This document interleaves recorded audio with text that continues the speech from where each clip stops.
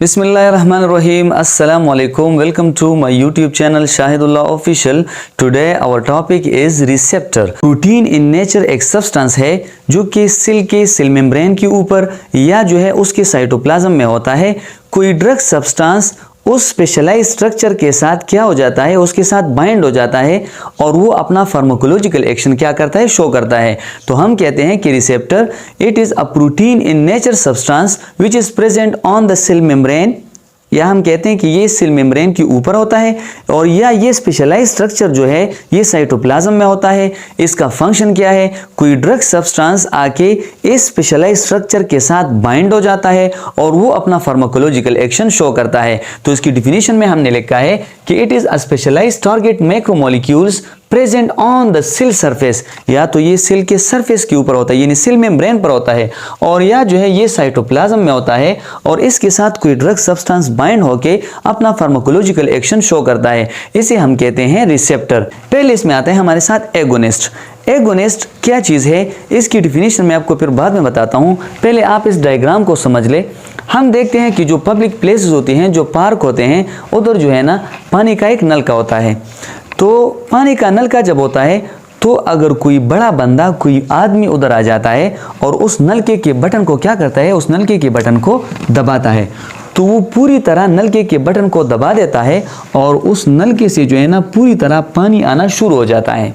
एक दूसरा, अगर यही नलका इधर जो है कोई बच्चा आ जाता है और इस बटन को वो बच्चा क्या करता है, वो दबाता है, तो वो उस बटन को पूरी तरह नहीं दबा पाता और वो जो है ना उसे आधा जो है वो दबाता है, तो इसलिए इससे पूरी तरह पानी आना शुरू नहीं होता और ये जो है ना पार्शियली उससे पानी आना शुरू हो जाता है। तीसरा, अगर इस नलके के ऊपर कोई कैटरपिलर, कोई इंसेक्ट वगैरह आके बैठ जाता है, तो अभी न तो ये आदमी आ सकता है कि इस बटन को दबाए और न जो है एक बच्चा आ सकता है कि वो इस बटन को क्या करे, वो दबाए, तो इसलिए कोई भी उसके साथ फिर बाइंड नहीं हो सकता, कोई भी जो है उस बटन को नहीं दबा सकता।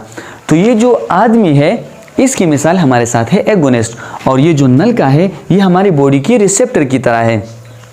ये जो हमारी बॉडी में जो रिसेप्टर होते हैं, बाज़ ड्रग इस तरह होते हैं कि वो इस रिसेप्टर के साथ जब बाइंड होते हैं तो वो उस रिसेप्टर को पूरी तरह एक्टिवेट कर देते हैं, इसकी एक्सट्रीम लेवल तक इसे एक्टिवेट कर देते हैं। जिस तरह मैंने आपको इधर एग्जांपल में बताया कि कोई बंदा, आदमी आ जाता है और वो जब इस बटन को दबाता है तो वो पूरी तरह इसकी एक्सट्रीम लेवल तक वो नलका जो है वो खुल जाता है।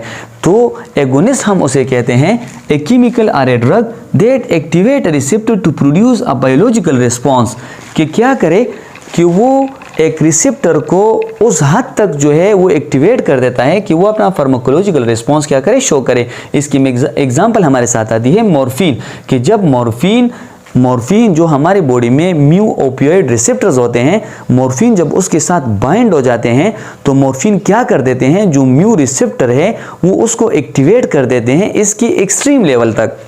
अब ये जो हमारे साथ पार्शियल एगोनिस्ट है, तो जिस तरह मैंने आपको इसकी दूसरे एग्जांपल में बताया कि जब वही नलका, अगर इधर कोई बच्चा आ जाता है और उस बटन को दबाता है तो वो उसे पूरी तरह नहीं दबा सकता और वो पार्शियली उसको क्या कर देते हैं, दबा देता है, तो उससे पानी भी जो है उसी तरह नहीं निकलता जिस तरह एक आदमी के दबाने से वो निकल जाता है।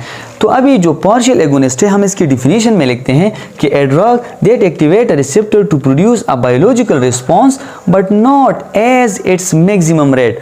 जब कोई ड्रग एक रिसेप्टर को जो है वो एक्टिवेट कर देता है कि वो अपना बायोलॉजिकल रिस्पॉन्स शो करे, लेकिन वो उस रिसेप्टर को उस हद तक एक्टिवेट नहीं कर सकता कि वो उसकी मैक्सिमम रेट तक या मैक्सिमम लेवल तक या इसकी जो एक्सट्रीम लेवल है वहाँ तक वो क्या करे, उसे एक्टिवेट करे। इसकी एग्जांपल हमारे साथ आती है बुप्रेनोर्फिन। जिस तरह मैंने आपको इधर बताया, कोई बच्चा आ जाता है, वो उस नलके के बटन को दबाता है तो वो पूरी तरह उसे एक्टिवेट नहीं कर सकता। तो ये हमारे साथ आता है पार्शियल एगोनिस्ट। फिर क्या चीज़ है, ये जो हमारे साथ बुप्रेनोर्फिन है तो वो उसे एगोनिस्ट की तरह काम नहीं करता कि वो उसकी एक्सट्रीम लेवल तक उसे क्या करे, एक्टिवेट करे, बल्कि ये क्या कर देता है, उसे पार्शियली एक्टिवेट कर देता है, पार्शियली से एक्टिवेट कर देता है। अभी तीसरा हमारे साथ आता है एंटागोनिस्ट।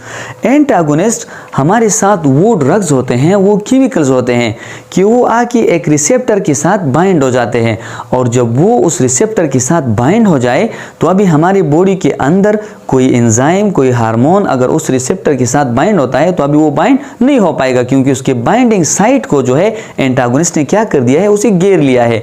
और अगर हम बाहर से भी कोई ड्रग लेते हैं तो वो भी फिर उस रिसेप्टर के साथ बाइंड नहीं हो सकते, क्योंकि उस ड्रग ने क्या कर दिया, जो एंटागोनिस्ट हमने लिया है वो उसने जो है घेर लिया है। अभी कोई और जो बाइंडिंग साइट है अभी वो बंद है, उसके साथ कोई और ड्रग सब्सटेंस अभी बाइंड नहीं हो सकता। जिस तरह मैंने आपको इधर इस एग्जांपल में बताया है कि जब इस नलकी के ऊपर कैटरपिलर आ जाता है, कोई इंसेक्ट आ जाता है और उसके ऊपर क्या हो जाता है, बैठ जाता है उसके बटन के ऊपर, तो अभी न तो आदमी आके इस बटन को दबा सकता है, न कोई चाइल्ड आके इस बटन को दबा सकता है, न कोई एगोनिस्ट आके इस रिसेप्टर को पूरी तरह एक्टिवेट कर सकता है, न कोई पार्शियल एगोनिस्ट इस रिसेप्टर को पार्शियल एगोनिस्ट एक्टिवेट कर सकता है, बल्कि ये क्या हो जाता है, ये ब्लॉक हो जाता है। तो वो ड्रग्स जो किसी रिसेप्टर की एक्टिविटी को ब्लॉक करते हैं हम उसको कहते हैं एंटागोनिस्ट। और इसका एग्जाम्पल है हमारे साथ नेलेक्सोन। नेलेक्सोन हमारे साथ वो ड्रग्स है जो कि जो ओपियोइड रिसेप्टर हैं, ओपियोइड रिसेप्टर को वो ब्लॉक कर देते हैं। न तो फिर बप्रिनोर्फिन आके उधर अपने जो एक्शन है वो शो कर सकता है, और न जो है वो मॉर्फिन आके अपना एक्शन शो कर सकता है, बल्कि नेलेक्सोन जो ड्रग है वो उसकी एक्टिविटी को ब्लॉक कर देते हैं। एक हमारे साथ एक दूसरा वर्ड आता है, एक दूसरा टर्म आता है जिसको हम बोलते हैं इनवर्स एगोनिस्ट।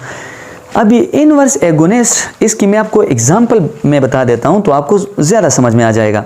जब हम किसी पार्क में जाते हैं तो पार्क में क्या होता है, जो हमारे साथ पानी का नलका होता है, ये पानी का नलका क्योंकि एक आम एग्जांपल है इसलिए मैं बता रहा हूँ, पानी का जो नलका होता है, तो पानी का नलका क्या हो गया है, वो खुला किसी ने छोड़ा है, तो जो वॉचमैन होता है उधर, जो पार्क का जो वॉचमैन होता है वो आके इस नलके को क्या कर देता है, वो उस नलके को बंद कर देता है। तो इससे जो पानी आ रहा था अभी वो क्या हो गया, वो बंद हो गया। तो इनवर्स एगोनिस्ट ये हमारे साथ वो ड्रग्स होते हैं और ये हमारी बॉडी में उन रिसेप्टर के साथ बाइंड होते हैं जो हमारी बॉडी में कॉन्स्टिट्यूटिवली एक्टिव रिसेप्टर होते हैं। जो हमारी बॉडी में जो रिसेप्टर कॉन्स्टिट्यूटिवली एक्टिव रिसेप्टर होते हैं, जो पार्शियली एक्टिव रिसेप्टर होते हैं, इनवर्स एगोनिस्ट ड्रग उन ड्रग के साथ क्या, उन रिसेप्टर के साथ क्या होते हैं, बाइंड होते हैं। जिस तरह मैंने इसकी डिफिनेशन में बताया है, these drugs are used for that receptor which is constitutively active like benzodiazepines receptor. हमारी बॉडी में जो बेंजोडाइजेपिन्स रिसेप्टर होते हैं वो कॉन्स्टिट्यूटिवली एक्टिव होते हैं, उसकी वजह से जो कॉन्स्टिट्यूटिवली एक्टिव होते हैं उसकी वजह से हमारा ब्रेन जो है वो क्या होता है, वो काम रहता है। तो इसकी एग्जांपल, फॉर एग्जांपल बेंजोडाइजेपिन्स की एग्जांपल मैं आपको बताता हूं।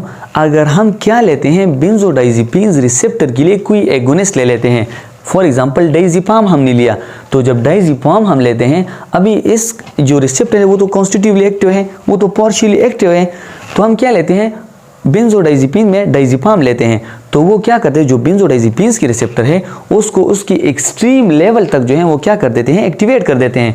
तो उसकी वजह से हमें क्या काज हो जाती है, हमें सिडेशन काज हो जाती है, क्योंकि वो उसकी एक्सट्रीम लेवल तक चली जाती हैं। अभी अगर हमने क्या किया, उसके लिए हमने इनवर्स एगोनिस्ट लिया। इनवर्स एगोनिस्ट फॉर एग्जांपल हमने क्या ड्रग लिया, बीटा कार्बोलिन हमने ले लिया। तो अब ये बीटा कार्बोलिन ड्रग ये आके क्या हो जाता है, जो बेंजोडाइजेपिन्स की रिसेप्टर है उसके साथ बाइंड हो जाते हैं और उसको क्या कर देते हैं, उसको ब्लॉक कर देते हैं। तो उसको क्या कर देते हैं, उसको मुकम्मल तौर पर बंद कर देते हैं। तो जब बीटा कार्बोलिन हम लेते हैं तो अभी जो वो पार्शियली एक्टिव है तो उसके साथ हमारा ब्रेन एक्टिव काम था। तो अभी हमने जब बीटा कार्बोलिन ले लिया तो उसकी वजह से हमें क्या काज होता है, कन्वर्जन स्टार्ट हो जाती है, एंजाइटी स्टार्ट हो जाती है, इंसोम्निया जो है वो हमें काज हो जाती है। और अगर हम क्या कर देते हैं, इसी बेंजोडाइजेपिन्स के लिए, इस रिसेप्टर के लिए हम क्या ले लेते हैं, एंटागोनिस्ट ले लेते हैं। तो जब वो एंटागोनिस्ट हम ले लेते हैं तो वो क्या हो जाता है, वो इधर आके जो कैटरपिलर की तरह मैंने आपको बताया, वो इधर आके जो है ना इस रिसेप्टर के साथ बाइंड हो जाते हैं, जिस तरह हम कहते हैं फ्लूमेजेनिल। तो फ्लूमेजेनिल जब आके इस रिसेप्टर के साथ बाइंड हो जाता है तो अभी वॉचमैन भी आके इसको बंद नहीं कर सकता, क्योंकि उधर जो है ऑलरेडी वो रिसेप्टर क्या है, वो ब्लॉक है। तो पेशेंट जो है उसके साथ काम रहता है, क्योंकि वो उसकी एक्टिविटी जो कॉन्स्टिट्यूटिवली एक्टिव थी उसमें हमने उसको क्या कर दिया, छोड़ दिया।